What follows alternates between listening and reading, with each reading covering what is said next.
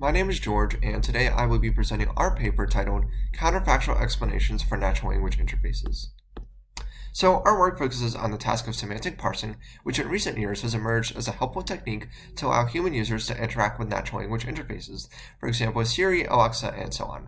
However, in the real world, human language is rich and diverse, and it requires more and more powerful machine learning models to interpret compositional commands. And so, even in really simple scenarios where the user might say the word circle, but the interface only understands the word ball, there's an inherent gap between how the human is able to communicate and what the model is capable of understanding. So in these settings, the explainability of machine learning models is a key challenge.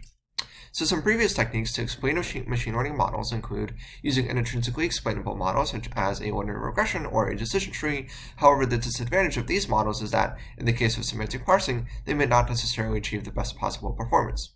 Another approach would be to train a black box model and then approximate it using an interpretable model, which you can then show to the user to explain the outcome. However, the structure of this interpretable model may not necessarily help the user understand why the black box model makes the decisions that it does. So our work focuses on a particular type of explanation called a counterfactual explanation. This explanation describes an alternative outcome to the user. In particular, given a prediction for an input, the explanation tells the user how they could have minimally modified that input to achieve a different outcome. So an example in the real world is, let's say that an individual applies for a loan from a bank but is denied. And so, in this case, the bank can provide the applicant with a counterfactual explanation as to how they could have changed their covariance, for example, increase their income or gain a few years of credit history in order to qualify for the loan and achieve a different outcome. So some related work in this field includes improving the performance of semantic parsers through interaction. Our approach is complementary to this line of work since it also aims to make the system more transparent to the user. There's also been work on generating natural language counterfactual explanations for image classifiers, and we would now like to do the same for semantic parsers. And there's also been work on search algorithms over combinatorial spaces of counterfactual explanations. A key difference here is that in those settings, the output space is typically small, for example, a binary label. However, in the case of semantic parsing, we have highly structured outputs, specifically programs, which require substantially different search algorithms in order to find the correct explanation. So our main contribution in this paper is that we propose a novel algorithm for computing counterfactual explanations for semantic parsers. And we follow a three-step process. First, we assume that the user provides a natural language command, but the interface does not generate the desired result. Next, we have the user provide both the natural language command along with a demonstration or a trajectory of the desired result. And so given these two inputs, our algorithm computes an alternative utterance, namely a counterfactual explanation, which meets two criteria. First, this explanation is as close as possible to the original user sentence, and secondly, the semantic parser correctly processes this sentence, allowing the user to now achieve the desired result. So the outcome of this entire process is that in future interactions with the system, the user now has a better understanding of how to adapt their commands in order to reliably achieve their goals. Here's an illustration of this process visually. For the sake of time, I will simply leave this illustration in the video, and you can simply go back to it in order to gain a visual understanding of this process. So to formulate this problem formally, over at the top right, you can see the workflow of the different functions involved in the process. We first have sigma, which is the search space of commands. This is fed through the semantic parser, which outputs the program pi.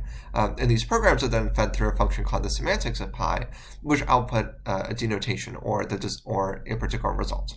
So to summarize this process, the input to our algorithm is twofold. It is an utterance S0 and a desired output Y0.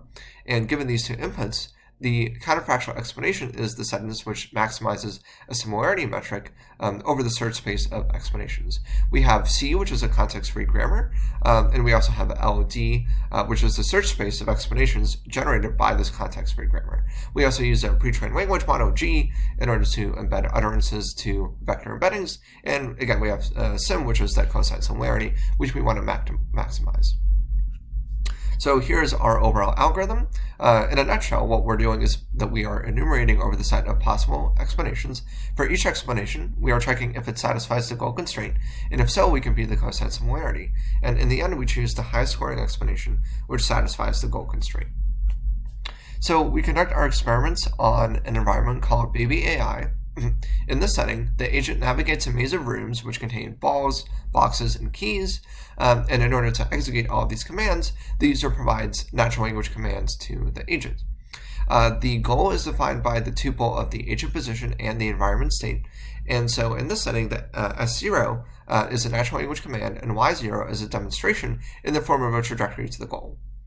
And so here at the right, you can see just one example. The red triangle is the robot, and it would like to, basically the task here is to get the blue ball. And so we have two user commands and then our explanation. So the way that we evaluated our algorithm is using two metrics. First is correctness. We wanted to answer the question, are our explanations valid paraphrases of the user command? And secondly, we wanted to test the usefulness of these explanations, meaning do they help the user provide commands that can be understood by the semantic parser? We also have three ablations with which we compared our algorithm. The first ablation omits the goal constraint and simply returns the explanation which is most semantically similar to the user sentence. The second ignores the user sentence altogether and simply returns the explanation with the minimum perplexity according to the GPT-2 model. And finally, we have a no training baseline, which does not provide the user with any explanation. So here are our results. Generally, you can see that our result it outperforms all of the ablations, both in terms of correctness and usefulness. And for the usefulness metric, an important thing to note is that we averaged over the last 10 tasks in order to give the user time to improve their performance. So these are quite substantial differences between our algorithm and each of the other baselines. So what this illustrates is that our approach was successful in producing both correct and useful explanations for the user and the semantic parser. So to conclude the presentation, in summary, we have proposed a novel algorithm to explain how users can adapt their utterances to interact with the natural language interface, and our experiments show how counterfactual explanations can make the semantic parsers more usable when they are limited in terms of their semantic understanding. And the conclusions that we would draw from these experiments are twofold. First, we think that both the user's intent and the goal constraint are important to produce correct explanations, and also that personalizing the explanation to the user based on their command further helps to improve performance. So these are the references for our paper. Feel free to look at those to get a better understanding of the background of counterfactual explanations. And thank you very much.